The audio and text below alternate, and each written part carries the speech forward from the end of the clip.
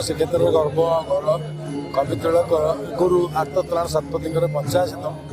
जन्म जयंती उत्सव ये बड़ धूमधाम पालन कराई पूरी आर्टिस्ट एसोसिएशन आनुकूल्य कार्यक्रमटा अन्नपूर्णा रंगमंच बड़ धूमधाम पालन कर राज्य बहुत विख्यात संगीतकार जो मैंने पखज बजाती भाउलिन बजाती सितार गितार बजाती आर्टिस्ट मैंने पारंपरिक गीत आम जगन्नाथ ओडिसी गीत केवल ओडिसी महोत्सव ये हो समस्त ओडिसी उपर गाँव ये सुजोग आम भाग्य थिला जुटिला तेणु मुझे भारी खुशी भारी आनंदित जे गोटे भल कार्यक्रम अच्छी कहीं मुझे पिला बेलू यही ट्रेड थी से बहुत प्राय 50 वर्ष तल मुझे आम संगीत आसन भाग नी मुझे जड़े प्रखज शिल्पी थी शिखुली से शिखी से बहुत पिला कथा ए पुणी से पुराणा कथा मन पड़ जाऊँगी मार्कंडेय महापात्र ओडिसी काशीनाथ पूजा मंडल जो ओडिसी गीत विशेष आम घरे जो आसर होता आम आम नना जी सी भी ओडिसी गीत को भल पाए आ संगीत सब समय दिखती मोर जीवन बहुत समय संगीत आशा कटी मो राजनीति जी रुचि थाए ये संगीत बहुत रुचि थाए विशेषकर प्राचीन संगीत ओडिसी बहुत भल पाए मनटा से थाए जेहतु आज से कार्यक्रम मो सामिल निजक बहुत भाग्यवान मन कर जगन्नाथ नराचल निवास नित्याय परमात्मा ने बलभद्र सुभद्रा भ्याम जगन्नाथ आज गोटे पवित्र दिवस जो थी कि कवि तिलक आर्तत्राण शतपथी 85तम समारोह आम पालन करुँ एठार आयोजक अच्छा आर्टिस्ट एसोसिएशन पुरी आर जो सभापति अच्छा भरत कुमार नायक तेणु मु भावुँ आज सार जो सार अच्छा जो भाषा और भावर ओडिसी आसर ओडिसी रस महोदधि आज जो आयोजन कराई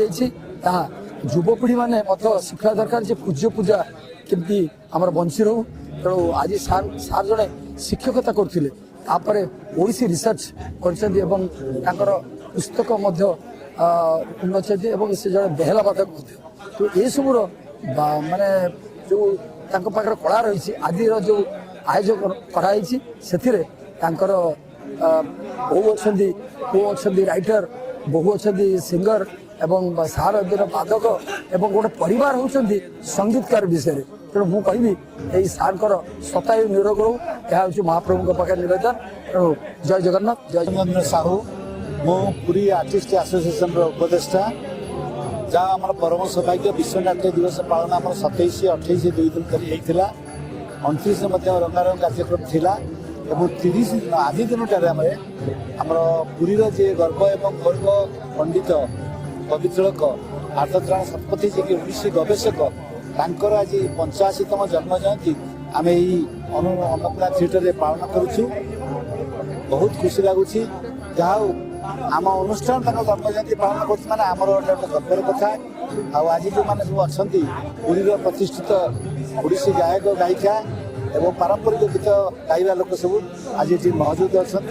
भुवनेश्वर बहुत भल भल कलाकार आसछन्ति सेमानक गीत आम समस्ते शुणुचु मन भी बहुत भल लगुच गीत गुड़िक कारण ये गीतर माधुर्य सब थाए जहाँ आजिकल गीत ना कि ये सब हूँ पारंपरिक गीत युवा शुणिले मन को शांति मिले आनंद मिले तेणु धन्यवाद देवी सार को कृतज्ञता जनइबी आर्तत्राण शतपथी महाशय को जे भगवान दीर्घायु करूँ आमती संगीत विषय गवेषणा जारी रहे जय जगन्नाथ प्रणाम जय आद्यशक्ति माँ आज कवि तिलक आर्तत्राण शतपथी 85तम जयंती ओडिसी रस महोदधि पुरी सहर जिते गुरु अच्छा जिते मान्यगण्य व्यक्ति अच्छा तथा भुवनेश्वर गुरु मैंने आज यहाँ संगीत प्रश्न कर आज अन्नपूर्णा थिएटर पूरा ओडिसी रस महोदधि परिपूर्ण हो बहुत भल लगुच मत मो जाना 30 संगीत प्रथम है ओडिसी रस महोदधि पंडित कवि तिलक आर्तत्राण शतपथी जड़े एकाधार जड़े गाल्पिक लेखक एवं बाधक एवं प्रबंध नाटक सब पारे नमस्ते जहाँ खुशी लगुच भारी एमती जी कार्यक्रम हुए पूरे भल लगे जय जगन्नाथ जय जगन्नाथ आज कवि तिलक आर्तत्राण शतपथींकर 85तम जन्म जयंती पालन करा जाउछि। लोक मरीगला पर ताकर जन्म जयंती पालन करा जाए, किंतु बंची थिला बेले ताकर जन्म जयंती पालन करुछि पुरी आर्टिस्ट एसोसिएशन। यह बहुत गौरवर कथा। ओ हिसाब रे मु ताको धन्यवाद दउछि। आज पूरा मो जानिया भितर 30 वर्ष भितर बोधे पुरी सहर केवल ओडिसी को जाइकरी गीत चली आसर चली ओडिसी रस महोदधि ये महोदधि रे सामिल होती भुवनेश्वर अनेक गुरु नदी हिसाब से ओडिशा भुवन पुरी भी अनेक सब आसी गुरु शिष्य समस्ते आर्तदार सत्पनिक रचित विभिन्न ओडिसी गीत को परिवेषण करुछंती। या भारी खुशीर कथा। विजय कुमार पंडा सर्वोदय नगर आर्तबाबूंकर जयंती जो पालन हो बहुत खुशीर कथा। जो मैंने आयोजन कर बहुत बहुत धन्यवाद। विशेषकर सुपुत्र गुरु एवं मुख्य भूमिका ग्रहण कर कार्तिक से बेसी धन्यवाद दूसरी। तेबे गोटे अवशोष रही पुरी सहर में यह एक कार्यक्रम